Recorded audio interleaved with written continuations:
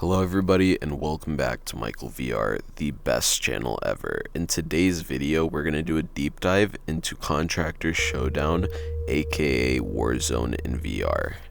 Since I'm already the #1 player in the world, I'm going to be giving you the best tips and tricks on which guns to use, what settings to turn on and off, and how the game actually works in terms of using the buy stations and pinging and just doing all types of different things. So if you guys like the video, please make sure to like, subscribe, comment down below, let me know if I missed anything, and yeah, let's get right into it.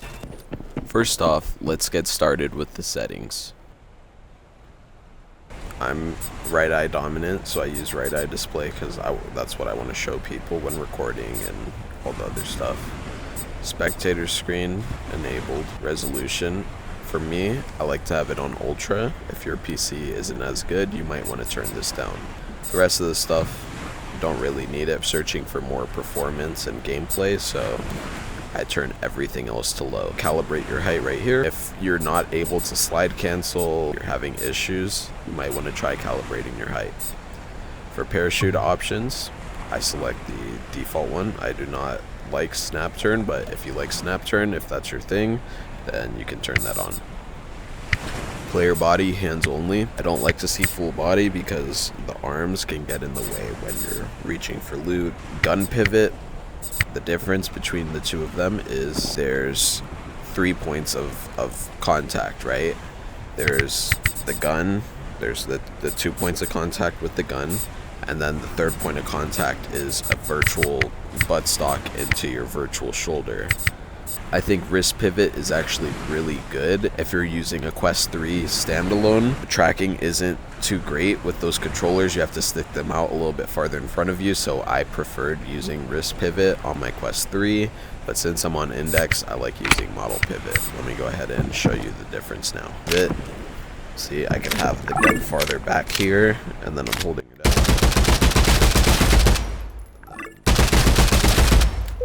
Wrist pivot.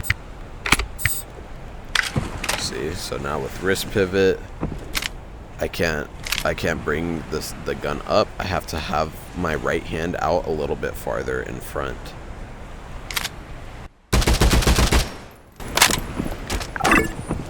So, I mean, it's not bad. I'm able to use both of them comfortably, but I definitely prefer weapon mount, right hand, gadget interaction, grip, clip interaction, trigger. All that means is when you reach for a nade, do you want to reach for it with your trigger or with your normal grip? I prefer doing it with my normal grip, and then I can throw the nade. I would rather grab the clips with my trigger. Grip on hold. All that means is when I grab the gun and when I let go, it drops the gun. If you turn this off, when you let go, it does not drop the gun. It depends on what you're used to, but I'm used to having grip on hold enabled. Fixed foregrip holding enabled. Hand on reload, you want to have that on release. Scope stabilization, I would actually rather have this disabled. Basically, this is kind of like an aim assist when using sniper rifles. If you're not, very used to the sniper rifles yet, or you're not very good with them yet, this might be good to have on because it once you scope in close to an enemy, it'll kind of aim assist it to their chest.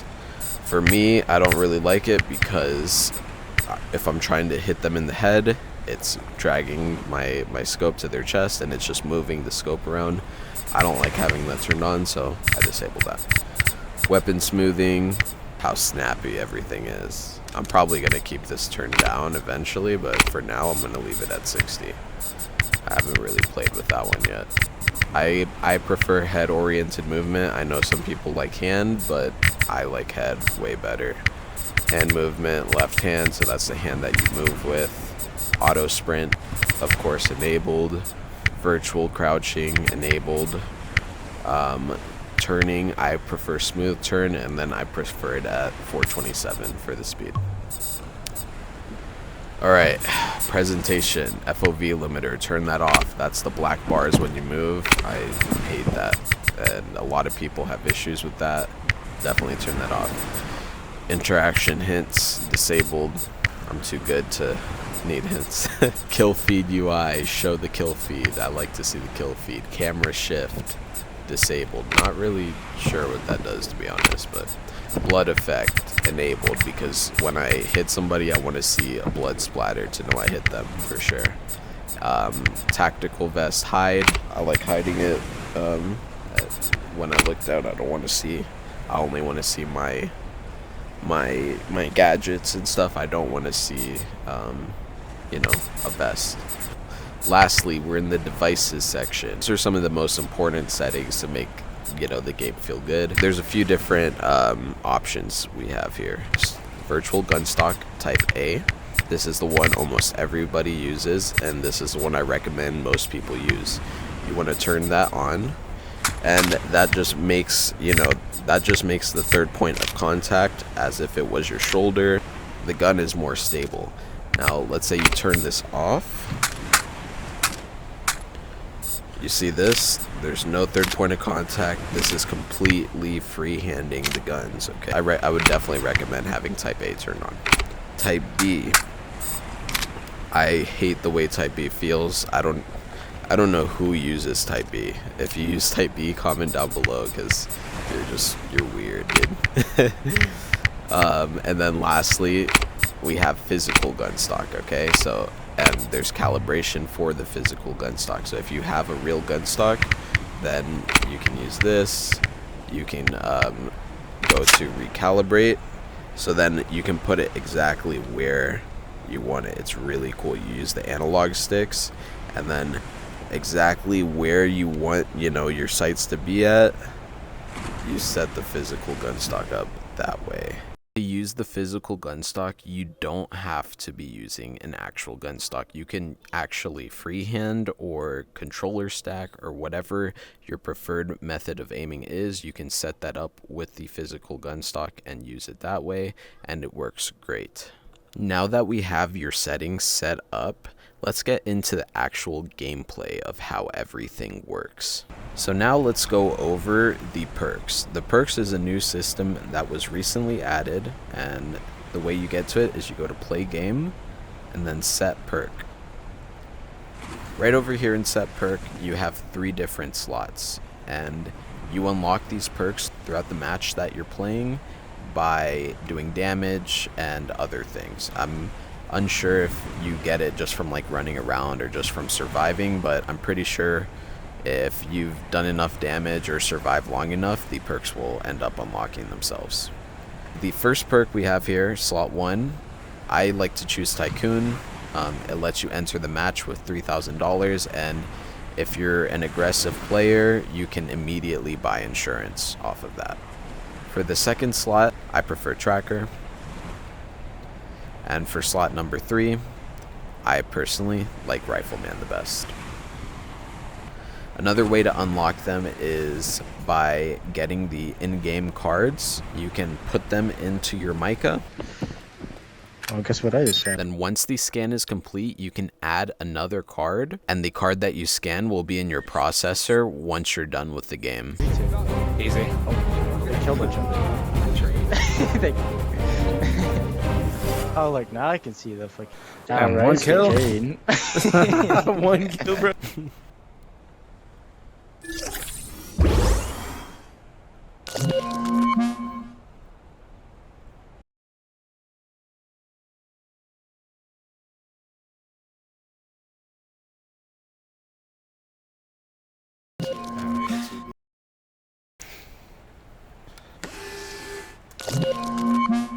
There are also different contracts. Contracts are like challenges. Right now, I have a rank top 5 in 1 match. Once I do that, once I complete that contract, then my reward will be 1000 RP. With the RP, you can craft blueprints. These blueprints, you can unlock different skins or different calling cards, different things like that. You want to stack up your RP so that right when you get a blueprint to craft, you can craft it immediately. Over here you have the different weapons. You can put different attachments and different skins on your weapons. So I'll give you an example. Right here I have the Temptation Within AK Alpha skin. I got this from a blueprint. You can put a different spray on it. There's plenty of different sprays, or you could just have the basic one. There's pendants. You can get these pendants from the cards that you pick up within the game. I got this one, the Lawn Bow, very cool pendant, from a card that I picked up in the game. You can also put different attachments on there. So you have holographic scopes, which is probably the one I'm going to end up picking once I unlock it. But for now, I only have the default reflex, but you can change the way the attachments look. So now that we've gone over menus, let's actually go over the vendors. There is a red vendor. To access the vendor, all you have to do is pull out your mica and get close to it, and you can see every single thing the vendor has to offer. You can buy weapons, the BX4, Origin 12, AK Alpha, HK 416, and the MK17. You can also get attachments for each weapon. That I'm usually buying are the vertical foregrip and the compensator. When you hover over an attachment, it tells you exactly what that attachment does. So obviously the silencer is going to reduce the sound of the gun, but it also reduces recoil slightly. The compensator changes the sound, but it doesn't reduce the sound, and it reduces recoil more than the silencer. The triangle foregrip, it tells you how much it reduces the recoil. So the horizontal recoil, it reduces it by 20%, and the vertical recoil by 15%. The vertical foregrip reduces vertical recoil by 30%, which is more than the triangle foregrip, but does not reduce the horizontal recoil at all. Over here we have the purple vendor. This is where you're going to get all your extensions, and you can get some extra things like UAVs and cluster bombs and things like that. You can also get first aid, like first aid shots and armor plates and bandages. Usually what I end up buying is the backpack upgrade kit, the rifle extension if I'm using a rifle, the vest upgrade kit, and with those three, as you can see, I've filled 3 slots in my backpack, and there's one more slot. If you don't get the backpack extension, you don't have an extra 3 slots, so you only have 9 slots in your backpack without the extension. With the extension, it boosts it up to 12. Last but definitely not least, we have the blue vendor. The blue vendor is the insurance station. You can revive your finished teammates at the blue vendor. When I say finished, I don't mean down teammates. I mean completely knocked and then finished teammates. You can also buy insurance at the blue vendor, and there's 2 different types of insurances. There's basic insurance and there's advanced insurance. With basic, when somebody kills you, you can spawn back in, but you only spawn back in with a pistol, and then you have to go loot up and do all of that. With advanced insurance, you spawn back in with an AK and an armor plate extension, and I think a few armor plates. I personally like advanced insurance the best because you can get right back into the fight and help your team out. Something to know is that when you die and your teammate brings you back, at first it costs $2,000, but it goes up by $2,000 every single time you get revived. Farther down. Yeah, you're by yourself. We're about like 100 meters away, 180. You're 1 HP, by the way. Nice, nice. I'm with you. I'll take the other guy. Just heal. He's farther away. Oh, okay. He's on the tree, at the tree down the hill. The tree. There's 2 of them, there's 2 of them. I see him. There's 3 in a row. The one on the street is 1. He's healing. He's tapped again. 2 behind the rock. And there's one on the road. Oh, I'm out of ammo. Unfortunate timing. What do you need? Rifle. Here. Dropped it. I'm getting shot. Let's go. Back in. I see him On the road across. for 20. I'm respawning. I'm trying to spawn. You see him across? He's one. He's one. Oh my god, he's literally one. Okay, we just made him cross the bridge.